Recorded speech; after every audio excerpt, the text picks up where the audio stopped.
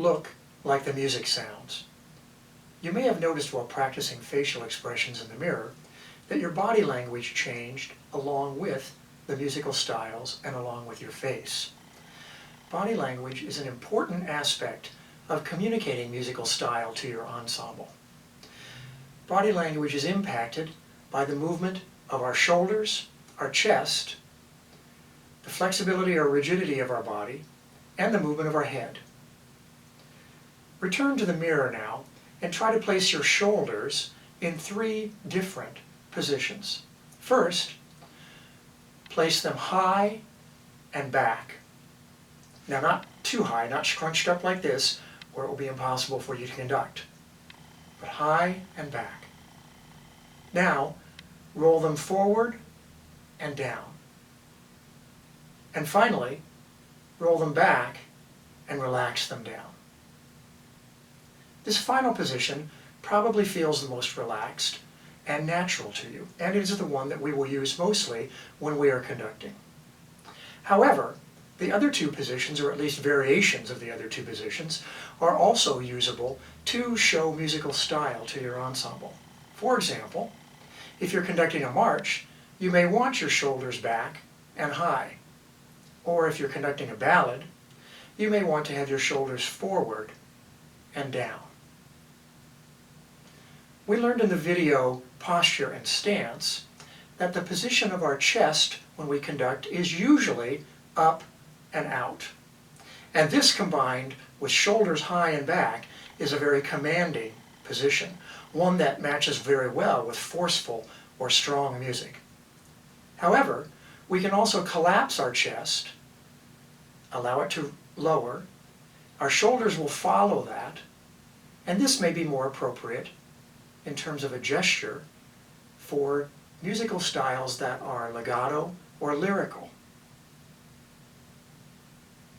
The position of our chest and shoulders also shows to our ensemble information about our basic height.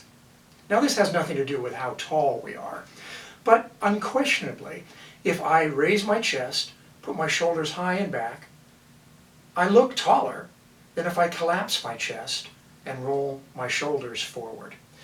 These 2 gestures or positions can be used, and along with their variations, to show musical style to our ensemble. The flexibility or rigidity of our body can also be used to illustrate musical style to our ensemble.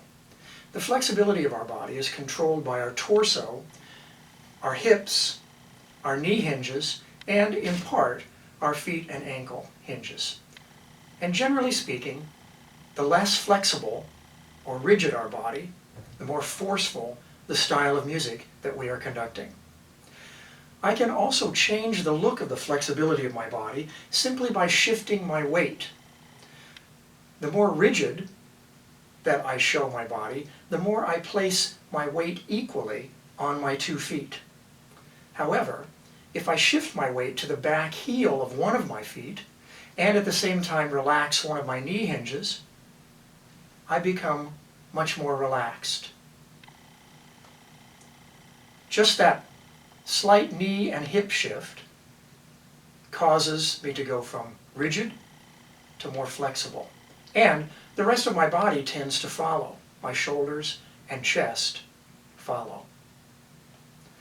Many conductors seem to have a problem with excessive head movement, and usually it is head movement in time or in pulse with the music. Or sometimes it's an unprepared head cue. Or often it is a repetitive prep and ictus on the same beats of a beat pattern. For example, 4, 1, 2, 3, 4, 1, 2, 3, 4, 1. We want to be able to eliminate all of these involuntary and extraneous head movements because they distract from the other movements that we are making that actually do mean something to the music that we are conducting.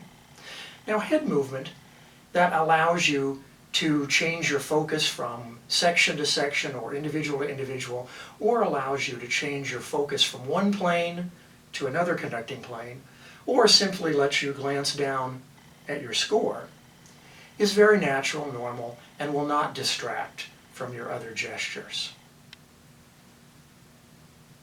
It may seem that these 4 different types of body language, the movement of the shoulders, the chest, the flexibility, and the head movement, does not provide much variety for us in terms of the body language that we can show to match musical styles. But in actuality, the combination of these 4 different types of movements gives us a very wide variety of musical style illustration. We began our study of conducting technique with these videos with the video posture and stance. And we ended here with posture again in body language. Always striving to create gestures, expression, and patterns that make us look like the music sounds.